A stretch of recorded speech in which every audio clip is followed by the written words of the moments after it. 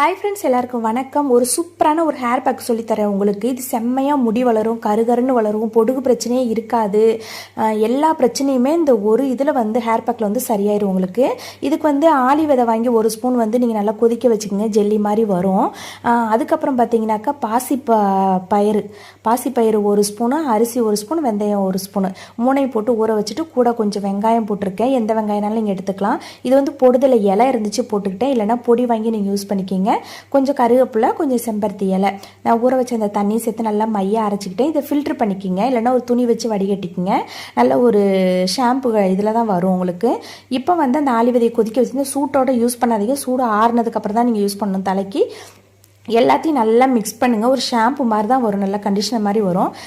முடியோட வேர்க்கால்களை நல்லா படும்படி நல்லா அப்ளை பண்ணிவிட்டு ஒரு 15 நிமிஷம் விட்டுட்டு நீங்கள் குளிச்சுட்டு வாங்க. செம்மையான ரிசல்ட் இருக்கும். பல இருக்கும் முடி.